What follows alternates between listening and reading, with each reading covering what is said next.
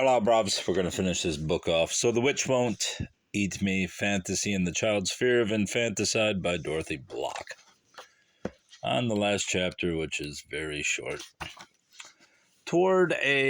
Chapter 14, Toward a Mature Society.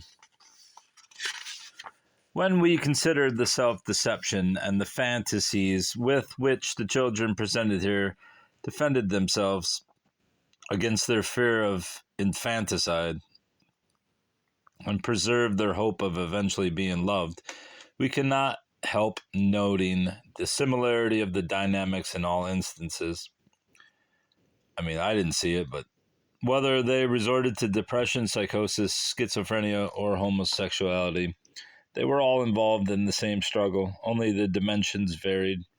The nomenclature that is generally applied is relevant only insofar as it indicates the severity of the threat to which the child felt exposed and the range of the symptomatology that he therefore required. Whatever constitutional or hereditary factors may also have operated, the child responded to the hating and loving elements in his familial environment by creating a psychological framework for himself that increased his feeling of safety. From what we could gather about the parents of these children, the pain of their own childhoods appeared to have been later translated into the pain of parenthood. Society had offered them very little that might have enabled them to arrive at a sufficient understanding of their own feelings or a sufficient alleviation of their own emotional problems to make it possible for them to relate to their children's difficulties. The violent and aggressive feelings with which they emerged from their childhoods, whether repressed or acted out, frequently found their targets in their children. Although the knowledge that can break the chain of psychological trauma transmitted from one generation to the next has existed for some time. Yeah, all time, Bubba. It has not been available to most people. The reasons for that are somewhat more complex than the usual explanations for the lag between knowledge and application. Not too long ago, the stigma attached to psychoanalysis exposed patients to suspicions of insanity and abnormality and often gave rise to conspiratorial secrecy about any such involvement. As its effectiveness began to be established, its prohibitive cost automatically restricted it to the very few. Social agencies then attempted to make psychoanalytic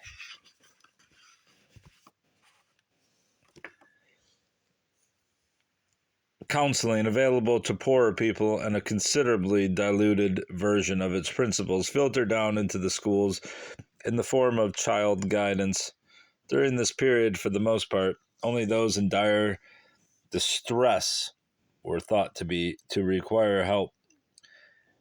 Even now, in most school situations, it is the children whose emotional problems have severely affected their ability to learn or to function in harmony with the school environment who are even considered candidates for whatever help is available. For the rest of the school population, very little is provided. It is only recently that large numbers of observers, without defining what has become increasingly apparent, that most forms of emotional illness are simply manifestations of psychic functioning under varying degrees of stress, have accepted the possibility that psychoanalytic treatment may have universal applicability. When we contemplate the complexities of psychic development, the magical thinking with which the child emerges from infancy, the resulting feelings of omnipotence and the assumption of responsibility for all traumatic events, the fear of infanticide, and the system of self-deception that requires that he idealize the parental image and devalue his own, the concept that everyone may need assistance in establishing his true identity is scarcely arguable. It is possible that the time may be approaching when the difficulty no longer consists of recognizing the need, but of finding the means to accommodate it. The problem appears to be two-pronged. One aspect involves the values of our society and its readiness to acknowledge the importance of emotional health. The other, the actual mechanics of providing psychoanalytic help on a mass scale. Of the two, the latter is by far the simpler. It is becoming increasingly evident that the classroom may be the place where a child may gain the emotional understanding he requires in order to become a mature and effective human being with the capacity to enjoy the important relationships of his life, including parenthood.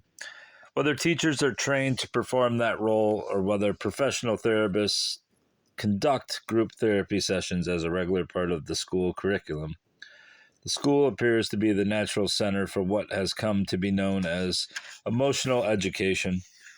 When we consider that the original concept of education as book learning has been expanded to include kindergarten and nursery school, physical education, the arts, and Dewey's theory of learning through doing, it is not too far-fetched to envision a time when emotional education may be an integral part of the school experience. The more serious obstacle lies elsewhere. At a time of mounting tensions, the budget for minimal programs of child guidance in a school system as beset by problems as New York City's has been reduced to the point of tokenism. The first major breakthrough is the official recognition of the importance of meeting the emotional needs of preschool children. The federally funded Head Start program was tragically scuttled before it was able to demonstrate to the general public its overriding necessity. The cost of this neglect must inevitably lead to a change in priorities, to the public demand that funds earmarked for the destruction of human beings be diverted for their growth instead. I mean, you're totally wrong there. I mean, the main, I know you don't want to debate this in a supposed psychology book, but the main function of government is to protect its citizens, not to coddle them. And by protect, I mean protect them from malice, malicious physical assault. Where were we? We may then look forward to a society where children need no longer waste themselves in self-depreciation, but may enjoy their true identities with all the benefits to mankind that would automatically accrue from such a maturing of society. Yeah, we've matured really well. People are now furries.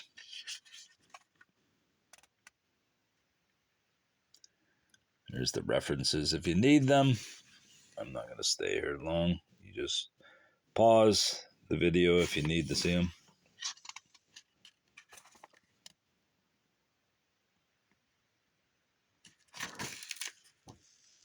Mostly it's just Freud and adjuncts of Freud. All right, that's that end of that book. Thank God it's over. Thank God, bro.